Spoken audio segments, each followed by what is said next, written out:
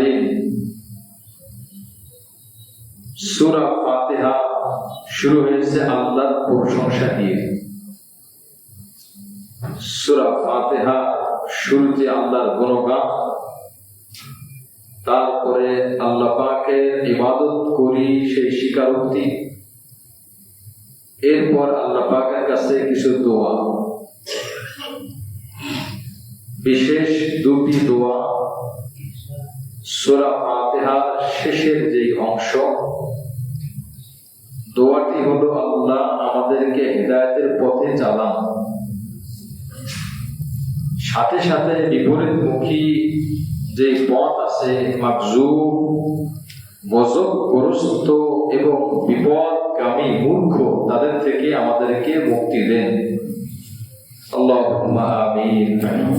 এই দুটি দোয়ার মাধ্যমে শেষ হয়েছে। সঠিক পথ দেখান, ভুল পথ থেকে বাঁচান। যে কোনো কাজের মধ্যে, আমলের মধ্যে দুটা জিনিসই জরুরি।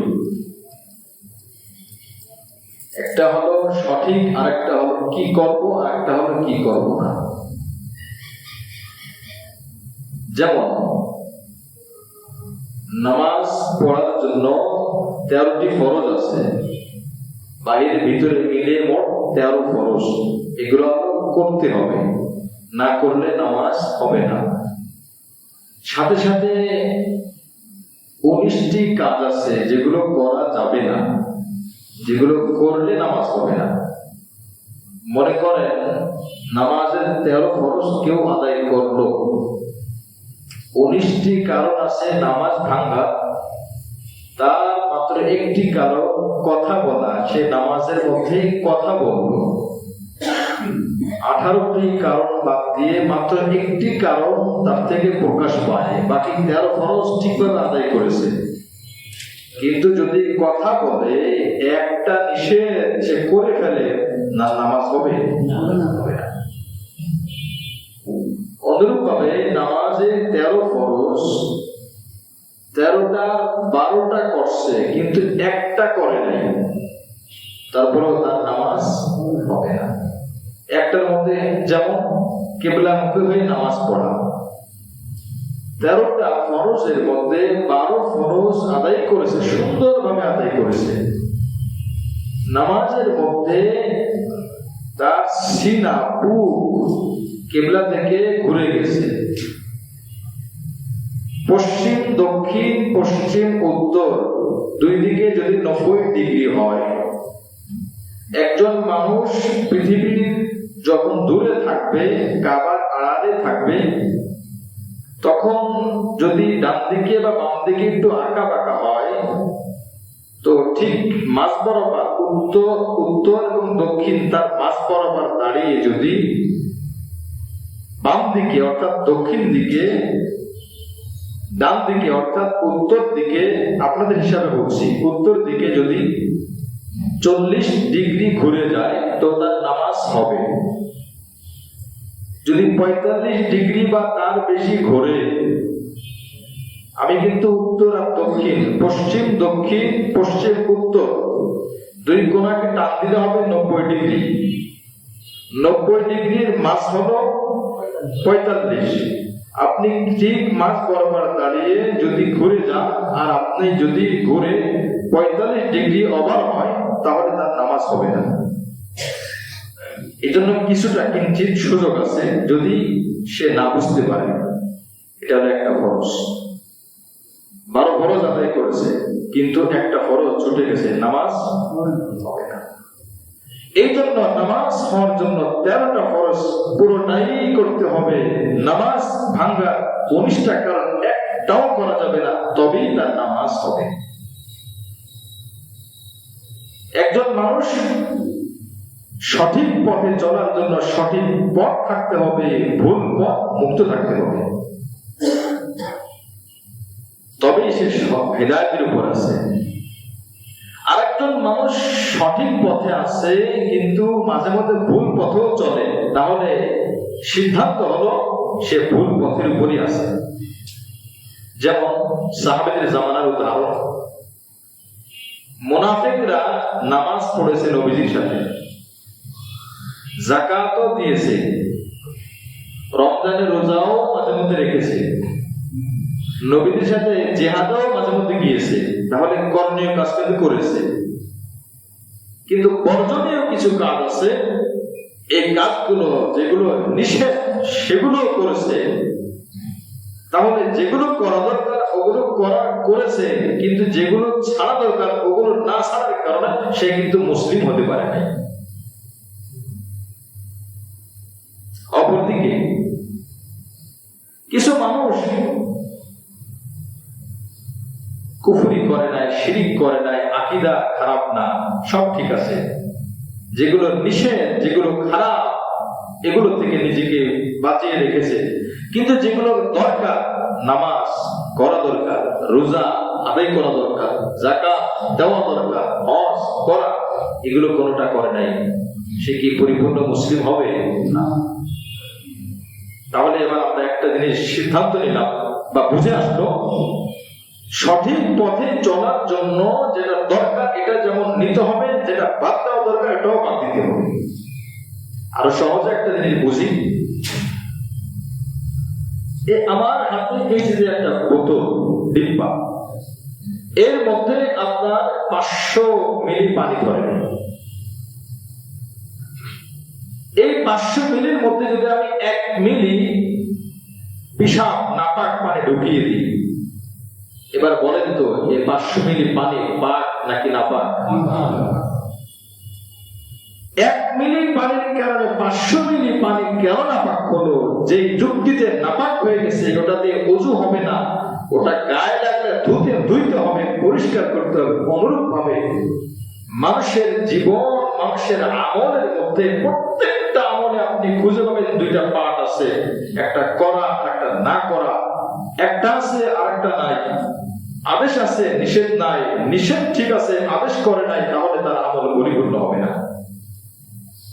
সর্বশেষ যে উদাহরণটি দিয়ে শেষ করব সেটি হলো আমাদের ইসলামে সব থেকে উত্তম তাওহীদের কালিমা কি?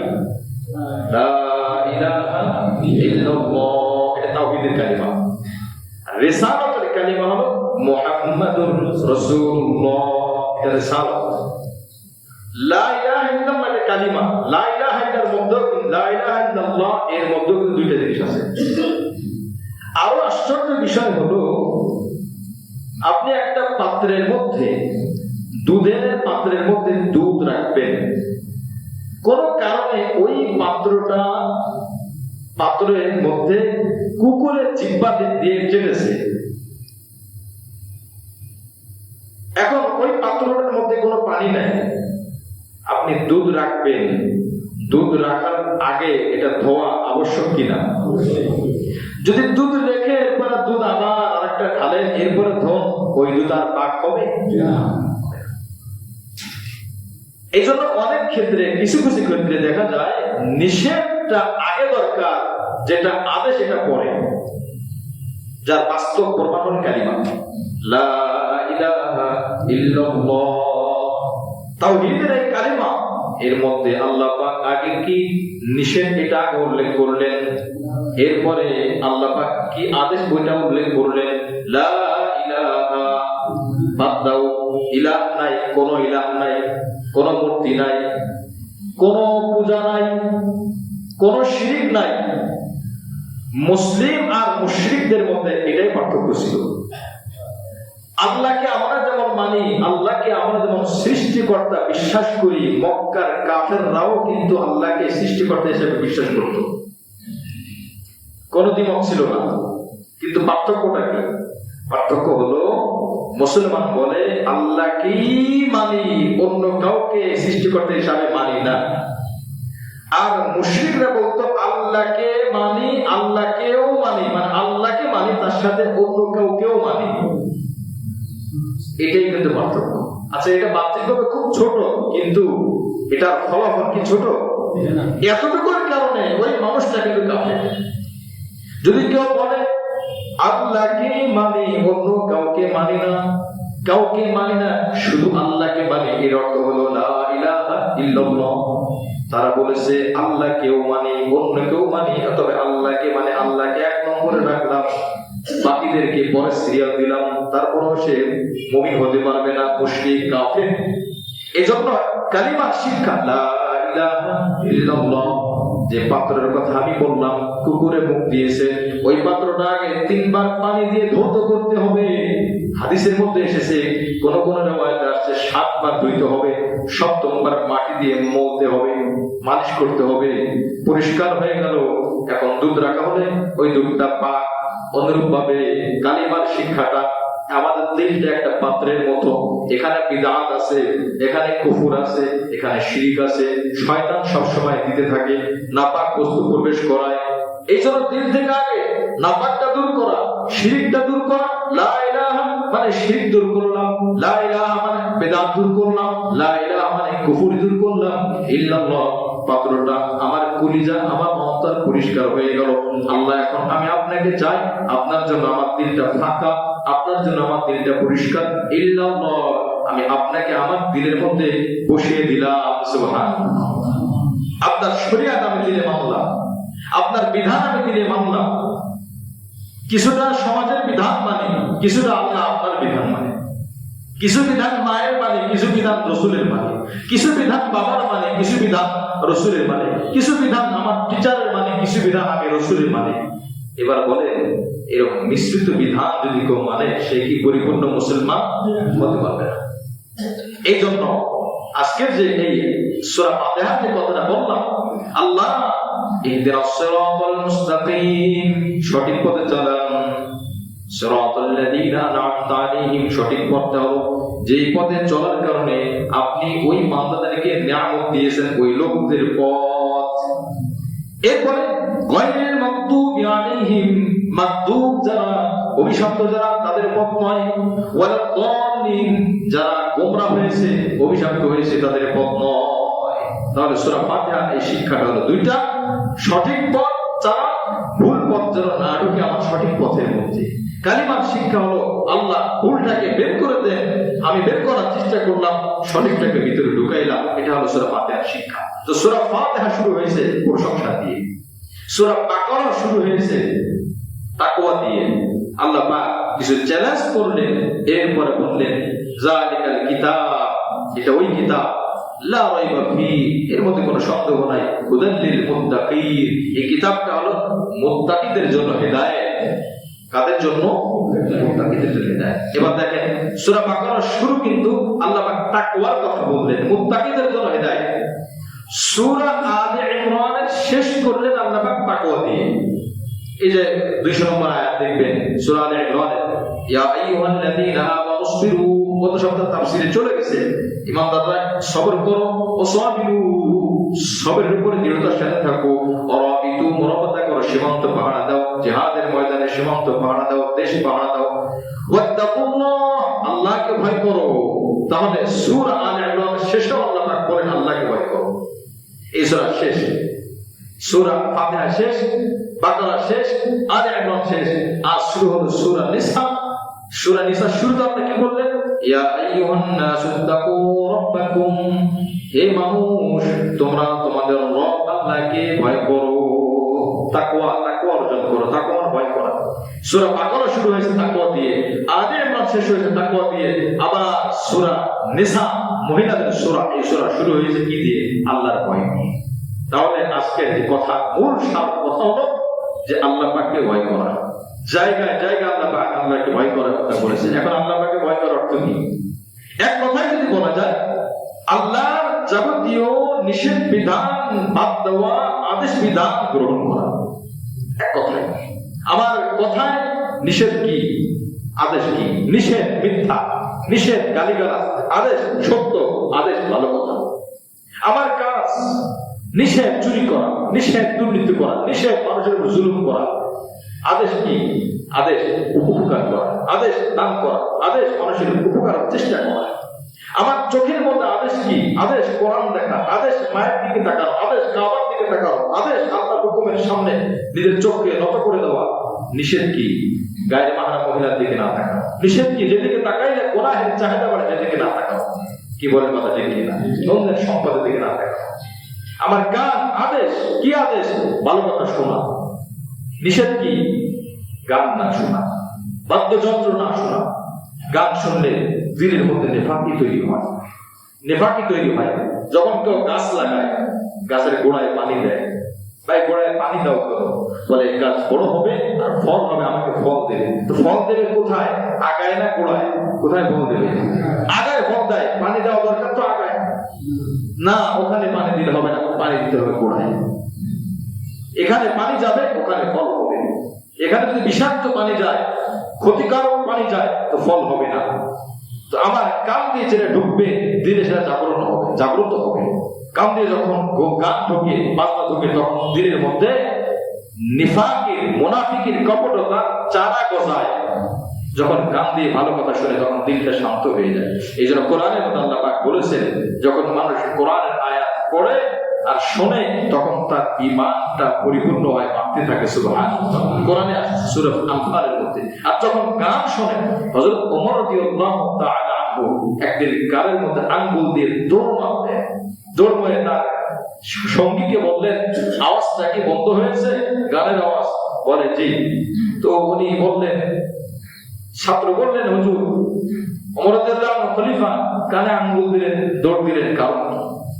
বলে গানের আওয়াজ আসতেছিল, বাদ্যযন্ত্রের আওয়াজ আসতেছিল, নবীজি নিষেধ করেছেন। হুজুর, আপনি তো ইচ্ছা করে শোনেন নাই।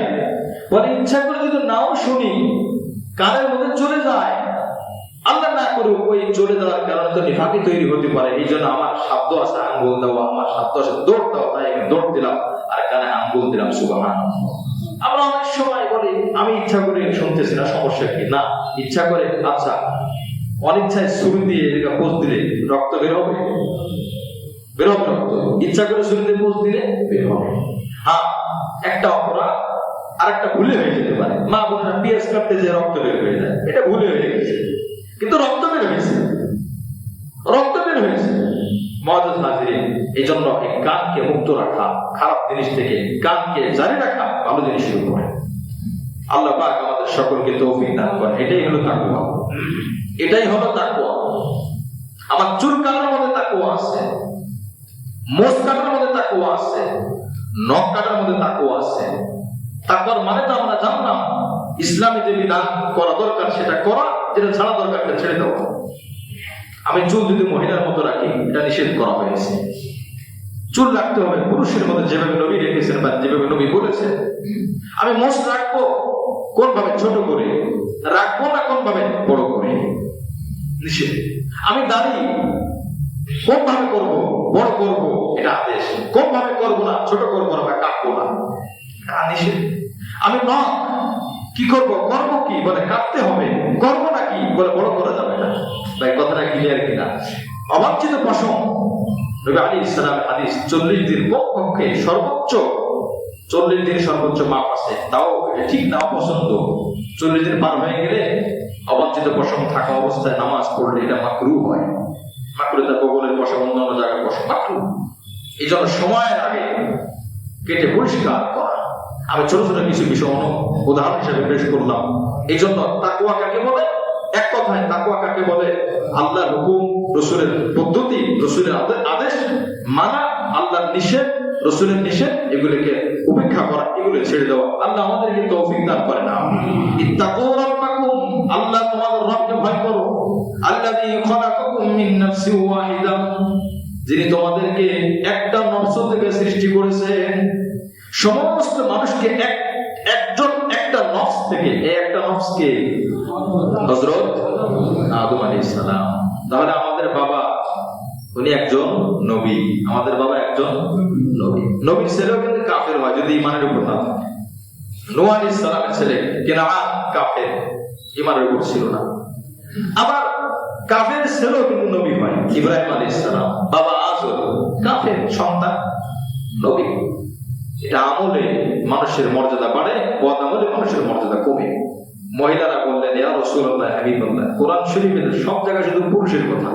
পুরুষ হজ করবে, মানে পুরুষবাচক শব্দ দিয়ে আল্লাহ পাক বলেছেন, মহিলাদের ব্যাপারে কিছু বলে নাই। আল্লাহ কিছু কিছু জায়গায় মহিলাদের কথা উল্লেখ করে সান্ত্বনা দিয়েছেন। দাওয়াত কার্ড যখন দেওয়া হয়, নাম কি? বলে আব্দুল মান্নান।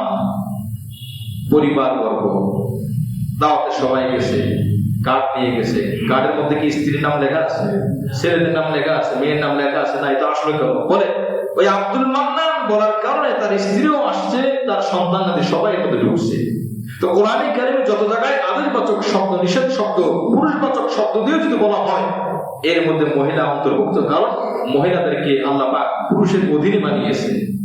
মহিলাদের ইজ্জত অনেক, মহিলাদের অধিকার আছে অনেক, কিন্তু কর্তৃত্ব হলো পুরুষের। কর্তৃত্ব কার? পুরুষের না মহিলা? এই জন্যই কোন মহিলার পিছনে ইমামতি সহি না। অনেক বড় জগৎ বিখ্যাত রাবেয়া বসরু যদি এখানে এসে নামাজ পড়ায় আর পুরুষরা পিছনে দাঁড়ায়, নামাজ সহি হবে না। পৃথিবীতে ভুলেও, কথার কথা আল্লাহ মাফ করুন, ভুলেও কোন মহিলাকে আল্লাহ নবী বানিয়েছেন? এই জন্য বুখারী শরীফের হাদিস, লা ইউফলিহু কওমুন ওয়াল্লাউ আমরাহুম ইমরান। ওই জাতি কোনোদিন সফল হবে না যে জাতি তাদের দায়িত্ব, তাদের কর্মধার বানাবে কোন মহিলা। মসজিদের মধ্যে ইমামতি মহিলা সহি না, খতিব মহিলা সহি না, মুয়াজ্জিন তাহলে মহিলা বানায় না সহি না, খাদেম বানায় না, তাহলে কমিটির লোক অন্তত হোক না, তাও হবে না। মুআজ্জিজ হাজিরিন, কোন নবীকে আল্লাহ পাক মহিলাকে কোন নবী বানায় না। দেখবেন ইসলামের আপনি চর্চা করেন, গবেষণা করেন, রিসার্চ করেন, দেখবেন কোন জায়গায় আল্লাহ পাক মহিলাদেরকে দায়িত্ব দেয় না। মহিলাদের উপর জিহাদ ফরজ না, জিহাদে যাওয়া ফরজ না। মাঝে মাঝে তারা আবেগে গিয়েছেন সেবা শুশ্রূষা করার জন্য মুজাহিদদের, কিন্তু মহিলাদের উপর জিহাদ ফরজ না। কেন? তারা যদি বাহিরে যায় ঘরের কিছু ঘাটতি হবে, আর তাদেরকে কর্তৃত্ব দিয়ে বা তাদেরকে পরিচালনা করার জন্য পাঠানো হয় না। এর মানে এই না যে তারা অসম্মানী, তারা অনেক সম্মানী, তাদের মর্যাদা অনেক, তাদের হক অনেক, কিন্তু কর্তৃত্বের বোঝা এটা মহিলাদের উপর চাপানো হয় নাই। এই জন্য বলা হয়েছে কোন স্ত্রীর উপরে দায়িত্ব না তার স্বামীকে খোর করে দেওয়া, বরং স্বামীর উপর দায়িত্ব স্ত্রীকে খোর করে দেওয়া। যদি সমান সমান চায়, সম অধিকার চায়, তাহলে বলতে হবে দুজনেই কামাই করতে হবে, দুজনেই কামাই করতে হবে। একজন জানুয়ারি মাসের বেতন দিয়ে চালাবে, স্ত্রী পরের মাস ফেব্রুয়ারি মাসের বেতন দিয়ে চালাবে। বাড়ি ভাড়া এক মাস স্বামী দেবে, আরেক মাস পুরুষ দেবে না, মহিলা দেবে না। বাড়ি ভাড়া প্রত্যেক মাসে শুধু পুরুষই দেবে। বাচ্চাদের লালন পালনের ক্ষেত্রে খরচ, স্কুলের বেতন, ফি জানুয়ারি মাসে স্বামী দিবে আর ফেব্রুয়ারি মাসে স্ত্রী দিবে না, সবটাই কে দিবে? পুরুষ দিবে। কারণ তাদের বাহিরের দায়িত্ব, তাদের এই দায়িত্ব চাপিয়ে দেওয়া হয়েছে। আর মহিলাদেরকে আল্লাহ পাক স্বাধীন দিয়েছেন, তারা আমল করবে, তাদের ঘর সামলাবে, পরিবার সামলাবে। কিন্তু মহিলারা আজ এমন এমন তাদের অধিকারের নামে এমন কিছু বলে, তারা মনে করে পুরুষদের মতো হতে পারলে মনে হয় আমাদের সম্মান বাড়লো। আসলে তার নিজের সম্মান যখন ভুলে যায়, তখন সে নিজেকে পুরুষ মনে করে, সে নারী হওয়া নিজের অসম্মান বোধ মনে করে। সে জানে না আল্লাহ পাক তাকে নারী মানে কি পরিমাণ সম্মান দিয়েছে। আত্মপরিচয় যখন ভুলে যায়, তখন এই সিদ্ধান্তের দিকে চলে যায়। পুরুষকে তো আল্লাহ পাক এক হিসাবে গাধা বানিয়েছে, খালি খাট। মহিলাকে আল্লাহ পাক শান্তি দিয়েছেন শুধু ভোগ করো। বছরে বছরে 2 থেকে 3 টাকা ভোট দেওয়ার দায়িত্ব স্বামী। স্বামী যেখানে থাকবে মহিলাকে সেখানে রাখতে হবে। স্বামী যে খাবার খাবে মহিলাকে সেই খাবার দিতে হবে।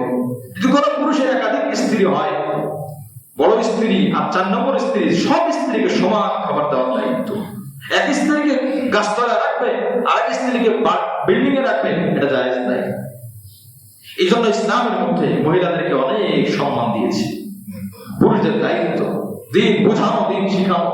আল্লাহ পাক আমাদের সকলকে তৌফিক দান করেন, আমিন। তো যে কথা বলতেছিলাম, মহিলাদের যে একটা কথা ছিল, হুজুর নবীজিকে বলতেছেন, হুজুর আমাদের ব্যাপারে তো কোনো কথাই নাই। তখন সূরা আহজাব নাযিল হয়েছে, ইন্নাল মুসলিমিনা ওয়াল মুসলিমাত, পুরুষ মুসলমান, মহিলা মুসলমান, ওয়াল মুমিনিনা ওয়াল মুমিনাত, পুরুষ মুমিন, মহিলা মুমিন। এভাবে মোট 10টা গুণের কথা বলা হয়েছে। পুরুষ মহিলা সবার কথা বলা হয়েছে। এরা যদি এই গুণগুলো অর্জন করে, শেষে আল্লাহ পাক বলেন আ'আদাল্লাহু লাহুম মাগফিরাতান ওয়া আজরান আযীমা, আল্লাহ পাক তাদেরকে মহা প্রতিদান দান করবেন। সুবহানাল্লাহ। এটা সান্ত্বনা দেওয়ার জন্য, নচেত এটা দেওয়ার প্রয়োজন ছিল না। এরপরে কোন এক আম্মা যা নবীজির কাছে এসে বলেন, হুজুর পুরুষদের নামে তো সূরা আছে, আলে ইমরান, পুরুষদের নামে সূরা আছে, পুরুষদের কথা বলা আছে, আমাদের মহিলাদের নামে তো সূরা মারিয়াম নাযিল হয়েছে, তো মহিলার নামে তো আছে, তো অন্য মহিলারা তো বাদ পড়ে গেল। আল্লাহ পাক সূরা নিসা, এটা আজকে যে সূরা নিসা মানে মহিলাদের নামে আল্লাহ পাক আলাদা সূরা নাযিল করে দিয়েছেন সুবহানাল্লাহ। এজন্য মা বোনদের খুশি হওয়ার কথা কিন্তু, কারণ পুরুষদের নামে কোনো সূরা নাই। পুরুষদের নাম মানে ব্যক্তি নামে থাকতে পারে, কিন্তু আপনার জাতিগত পুরুষ জাতি হিসাবে পুরুষ আরবি শব্দ রজুল বা রিজাল বহুবচন, রিজাল রজুল নামে কোনো সূরা নাই। মহিলাদের নামে আল্লাহ পাক সূরা দিয়েছেন। কেন দিয়েছেন? এই সূরার মধ্যে মহিলাদের কিছু বিধিবিধান এসেছে, পুরুষদের কি কর্তব্য, মহিলাদের কি কর্তব্য, এতিমদের কি কর্তব্য, তারা কতটুকু কি সম্পদ পাবে, মহিলাদের কিছু বিধান এসেছে। এই জন্য আল্লাহ পাক এই সূরার নাম রেখেছেন সূরাতুন নিসা। আল্লাহ আমাদের সকলকে বোঝার তৌফিক দান করেন, আমিন। এবার আসেন, আল্লাহ পাক বলেন তোমাদের সকলকে একটা নফস থেকে সৃষ্টি করা হয়েছে, অখালাকা মিনহা যাওজাহা, এবং তার থেকে তার স্ত্রীকে, তার থেকে তার স্বামী। আল্লাহ পাক রব্বুল আলামিন অখালাকা মিনহা, ওই নফস থেকে আদম আলাইহিস সালাম থেকে তার স্ত্রীকে আল্লাহ পাক সৃষ্টি করেছেন। এটা আয়াতের শাব্দিক অনুবাদ। এখানে দুটি মাসআলা, দুটি হাদিসের আলোকে আমাদের সমাজে রেওয়াজ আছে, প্রচলন আছে যে পুরুষদের পাকা হাড্ডি, পাঁজরের হাড্ডি দিয়ে তৈরি করা হয়েছে। এই একটা কথা আছে কি আছে না? আছে। সিদ্ধান্ত আমরা নেব না, কোরআন হাদিস থেকে নেব। এই যত অনেক সময় বলে ফেলে বিবাহটা বোঝা দরকার নাই, কারণ এই মহিলা যে পুরুষের পাঁজর থেকে বানানো হয়েছে সেই যাবে। আর যদি বিশ্বাস না হয়, বিয়ের পরে স্বামীর হাড্ডি খুলে দেখো, তার এক সাইডে একটা কম আছে। কি ডাক্তারি বিদ্যা কি এরকম কিছু আছে কিনা আমার জানা নাই। এই কথাটা কোথেকে আসে দেখেন, এটা কিন্তু মূল বিষয় না। মূল বিষয় হলো আল্লাহ পাক নারী পুরুষের মাধ্যমে মহিলাও সৃষ্টি করেছে, পুরুষও সৃষ্টি করেছে। কোন পুরুষের হাড্ডি আল্লাহ পাকের ক্ষমতা আর সম্পদের কম পড়ে নাই যে পুরুষের পাকা হাড্ডি দিয়ে মহিলাকে বানাতে হবে। তাফসীরে রুহুল মাআনি গ্রহণযোগ্য একটা তাফসীর কিতাব, সমস্ত আলেমের কাছে খুব গ্রহণযোগ্য। এই কিতাবের মধ্যে এসেছে, হাদিস এসেছে, আদম আলাইহিস সালামকে যে মাটির টুকরা দিয়ে বানানো হয়েছে তার কিছু অংশ মাটি ছিল, ওই কিছু অংশ দিয়ে হযরত হাওয়া আলাইহিস সালামকে সৃষ্টি করা হয়েছে। সুবহানাল্লাহ। কিছু অংশ। আর হাদিসে এসেছে যে ওনার পাঁজরের হাড্ডি দিয়ে সৃষ্টি করা হয়েছে। এটা তো ওনার সাথে শেষ, কারণ হাওয়া আলাইহিস সালামের কোনো বাবা মা ছিল। স্বাভাবিক নিয়মে আমাদের যেমন বাবা হয়, ওনার কি স্বাভাবিক নিয়মে কোনো বাবা ছিল না? স্বাভাবিক নিয়মে কোনো বাবা ছিল না। এই জন্য ওনার জন্ম, আদম আলাইহিস সালামের জন্ম প্রসেসটা এক রকমের, আর আমাদের আরেক রকমের। তো যেখানে বলা হয়েছে যে হাড্ডি থেকে, এটা হলো উদ্দেশ্য হযরত হাওয়া আলাইহিস সালাম এবং আদম আলাইহিস সালাম, এটা ওইখানেই শেষ। এরপরে যে সিস্টেমটা চলে আসছে ধারাবাহিকভাবে, এটা হলো আল্লাহ পাক বাবা মায়ের মাধ্যমে, অর্থাৎ পুরুষ মহিলার মাধ্যমে, স্বামী স্ত্রীর মাধ্যমে আল্লাহ পাক দুনিয়াতে আল্লাহ পাকের বান্দাদেরকে পাঠিয়েছেন। এই জন্য ওই রেওয়ায়াতটা, একটা রেওয়ায়াত আসছে বুখারী শরীফ সহ বিভিন্ন কিতাবের মধ্যে আসছে, তোমরা মহিলাদের ইস্তাউসু বিন নিসা, মহিলাদের ব্যাপারে খুব সচেতন হও, সতর্ক হও। ফাইনাল মারআ খুলিকাত মিন দিরাই, কেননা মহিলাদেরকে বাঁকা হাড্ডি দিয়ে তৈরি করা হয়েছে। এই হাদিসটা কিন্তু সহিহ। এই হাদিসের অর্থ কি? আমি মাঝে মধ্যে কিন্তু বলে থাকি, দেখেন হাদিস এবং কোরআনের শাব্দিক অর্থ যাচাই বাছাই করলে আপনি সহিহ অর্থ বুঝবেন না। এখানে শাব্দিক অর্থ হিসাবে আল্লাহ পাক বলে নাই, রূপক অর্থ হিসাবে আল্লাহ পাক বলেছেন। কিভাবে? একটা পুরুষ আর একটা মহিলা, এরা কি পুরুষ জাতি মহিলা জাতি সবাইকে সমান বুঝে না? দেখবেন মহিলাদের মধ্যে, সবাই না, ম্যাক্সিমাম অধিকাংশ মহিলাদের মধ্যে আবেগিক কথায়, অল্প কথায় তাড়াতাড়ি কেঁদে দেয়। আবার অল্প কথায় তার মনটা শক্ত হয়ে যায়। পুরুষ কিন্তু ব্যালেন্সহীন না, পুরুষ কিন্তু ব্যালেন্সহীন আল্লাহ পাক বানান নাই, পুরুষকে ব্যালেন্স দিয়ে বানিয়েছেন। এই জন্য তালাক, এখানে আরেকটা মাসআলা সমাজের মধ্যে একটা রেওয়াজ আছে, পুরুষরা যেমন তালাক দেওয়ার অধিকার আছে, মহিলারাও তালাক দিতে পারে। ইসলামে আদব এরকম কোন সিস্টেম আল্লাহ পাক রাখে নাই। হ্যাঁ, সিস্টেম আছে কোনটা? স্বামী যদি তালাক নেওয়ার অধিকার দেয় তার স্ত্রীকে, সেটা কেবল নিতে পারে, এটা স্বামীর ইচ্ছার উপরে, নচেত আল্লাহ প্রদত্ত এরকম কোন বিধান নাই। স্বামী যেমন তালাক দিতে পারে, স্ত্রীও তালাক দিতে পারে, এটা সম্পূর্ণ ভুল কথা। অনেক সময় বলে ওর স্বামীকে তালাক দিয়েছে, এই কথাটা ভুল। কোন স্ত্রীকে তার স্বামীকে তালাকের অধিকার দেওয়া হয় না। যদি এরকম যদি হতো তাহলে মাসের মধ্যে যদি বিয়ে হয় 1000, বিয়ে ভাঙতো 2000। মহিলারা আল্লাহ হঠাৎ হট মেজাজ, হঠাৎ মেজাজ তাদের রাগ উঠে যায়, আবার হঠাৎ ঠান্ডা হয়ে যায়, এটা বুঝতে পারে না কি করবে। কিন্তু আল্লাহ পাক পুরুষকে শান্ত বানিয়েছে, বিবেক দিয়েছে, বুঝে শুনে চলতে পারে। হ্যাঁ, কিছু মহিলা থেকে, কিছু পুরুষ থেকে অনেক বিচক্ষণ হতে পারে। আর শাস কাল মাদুব, এটা আরবি কথা আছে, যেটা বিরল হয় এটা দিয়ে দলিল দেওয়া যায় না, এটা দিয়ে দলিল দেওয়া যায় না। যাই হোক, এই জন্য এই হাদিসটা আল্লাহ পাক বলেছেন এটা রূপ করতে। ওয়াইন্না আওয়াজ শাইইন ফি দিলআ আ'লাহু, আর বাজারের হাড়ের মধ্যে সবথেকে উপরে যেটা ওটা বেশি বাঁকা। আল্লাহ পাক পুরুষদেরকে নসিহত করলেন, হ্যাঁ পুরুষ, তোমরা তোমাদের মহিলাদের সাথে সুন্দরভাবে চলো। উদাহরণ দেওয়ার জন্য, মানে বোঝার জন্য আল্লাহ পাক উদাহরণ দিয়েছেন, তোমাদের এই যে উপরে যে হাড়িটা আছে, এই হাড়িটা খুব বেশি বাঁকা, যদি এই হাড়িকে তুমি বেশি সোজা করতে দাও ভেঙে যাবে, আবার যদি বাঁকা করতে যাও তাও ভেঙে যাবে। আবার ছেড়েও দিও না। মহিলাদেরকে এই বাঁকা হাড়ির সাথে উপমা দিয়েছে, এর অর্থ এই না ওখান থেকে তৈরি করা হয়েছে। যেমন কোরআনে কারিমে আল্লাহ পাক কোরআনে কারিমে বলেছেন, আমি আল্লাহর পক্ষ থেকে তোমাদের কাছে নূর এসেছে, নূর এসেছে, এই কথা বলে আল্লাহ পাক কোরআনের কথা বলেছেন। এবার বলেন তো, এই কোরআন কি নূরের তৈরি? আল্লাহ পাক কোরআনে বলেছেন, আমি আল্লাহ আসমান জমিনের নূর। কি বলছেন আল্লাহ? আমি আল্লাহ আসমান জমিনের নূর। এখন আল্লাহ কি নূরের তৈরি? আমি কিন্তু আল্লাহ এবং কোরআনের কথা এই জন্য বলা, বোঝার জন্য যে কোরআনকে নূর বলা বা আল্লাহকে নূর বলা এই না যে আল্লাহ নূরের তৈরি। আচ্ছা, আল্লাহ কিসের তৈরি? কোন কথা আমাদের জানা আছে? কোরআনে এসে বলা হয়েছে এই ব্যাপারে আলোচনা এসে তাফাক্কুরু ফি খালকিল্লাহ ওয়া লা তাফাক্কুরু ফিল্লাহ। এখন এখানে যেমন আল্লাহ আসমান জমিনের নূর দ্বারা আল্লাহ নূরের তৈরি, এটা যেমন বোঝায় না, অনুরূপভাবে এই হাদিসের মধ্যে বলা হয়েছে যে মহিলাদেরকে ওই বাঁকা হাড়ি থেকে, এর অর্থ এই না ওখান থেকে তৈরি করা হয়েছে, বরং উপমা দেওয়া হয়েছে, বাঁকা হাড়ি যেমন বাঁকা, মহিলাদেরকে আমি আল্লাহ বানিয়েছি। সুতরাং ফাইন যাহাবতা তুকিমুহু তা কাসারতাহু ওয়া ইন তারাকতা ওয়া লাম তাসকা আওয়াজা, তাদেরকে যদি তুমি বেশি সোজা করতে যাও, না ওকে আমি আজকে রাবিয়া মুসলিম বানাই ফেলবো, ওকে কাদের কুবরা বানাবো, ও তাহাজ্জুদ ফরজ পড়ে না, কি হয়েছে, ওরা আমি তাহাজ্জুদ নামাজ পর্যন্ত পড়াবো, তাহলে ওই মহিলা কিন্তু ভেঙে যাবে। আবার একেবারে ছাড় দিয়ে দিও না, তাহলে আরো বাঁকা হয়ে যাবে। তাদের সাথে ভাজে তাদের সাথে বুঝে শুনে হিকমতে চলা। আল্লাহ আমাদের সকলকে তৌফিক দান করেন, আমিন। তাহলে আশা করা যায় এই সহিহ বিষয়টা আমরা বুঝতে পারলাম।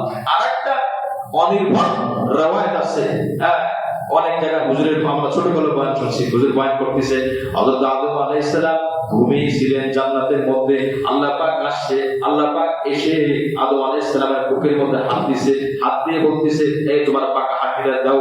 আল্লাহ পাক হাড়ি বের করলেন, হাড়ি বের করে হযরত আদম আলাইহিস সালামের স্ত্রী অর্থাৎ হাওয়া আলাইহিস সালামকে তৈরি করেছেন। জোরে বলেন সুবহানাল্লাহ। এরকম কিন্তু হুজুরা বয়ান করছে। যাই হোক, ওনাদের কাছে হয়তো আমি যাই না, আমি তাদেরকে কখনোই ছোট করবো না, তাদেরকে সম্মান করবো, ইজ্জত করবো। কিন্তু এখন আপনি জানার পরে আপনি এরকম অনির্ভরযোগ্য কথা বলতে পারেন না।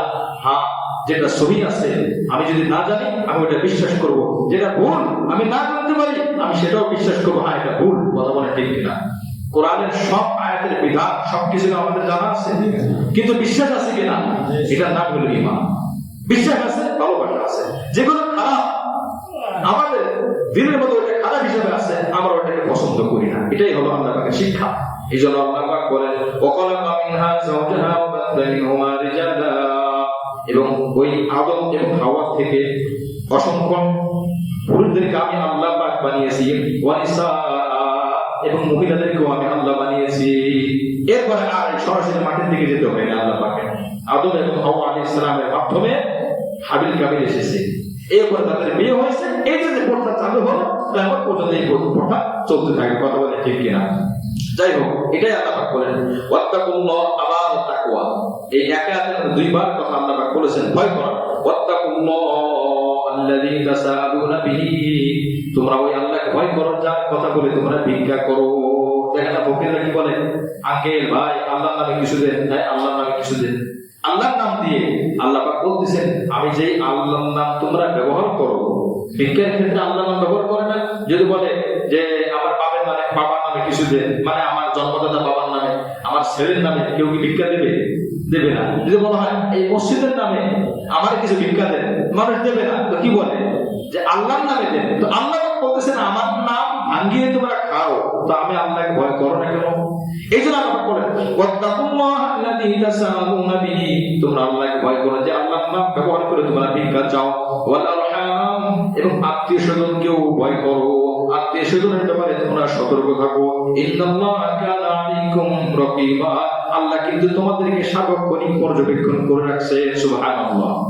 আল্লাহ পাক সার্বক্ষণিক আমাদেরকে দেখেন, সার্বক্ষণিক যে এখানে বসা আছি দেখতেছেন, বাইরে যাব দেখবেন, রাতে ঘুমাবো দেখবেন, আমি গোপনে কি কথা বললাম দেখবেন, ভালো কথা বললে সেটাও দেখেন জানেন, মন্দ কথা বললে সেটাও আল্লাহ পাক জানেন। এই যে আমার ভাই, এই আয়াতের মধ্যে আত্মীয় স্বজনের কথা বলা হয়েছে। নবীজি এক হাদিসের মধ্যে বলেন, কে আছে চাও যে তার হায়াত বেড়ে যাক এবং তার সম্পদ বেশি হোক? কি বলেন? এই দুটো জিনিসের ব্যাপারে কিন্তু আমরা সবাই একমত। আমি, আপনি, আমরা সবাই চাই তো আমার হায়াতটা বাড়ুক, হায়াতটা বৃদ্ধি হোক। সবাই চাই আমার সম্পদটা বৃদ্ধি হোক। আমরা চাই না?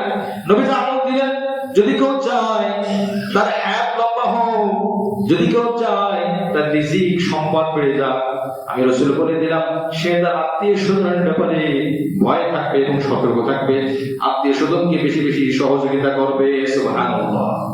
আত্মীয় স্বজনের মধ্যে নিজের কাছে নিজের আপন ভাই বোন, ভাতিজা, ভাগিনা ইত্যাদি ইত্যাদি, অন্যায় কাজে না।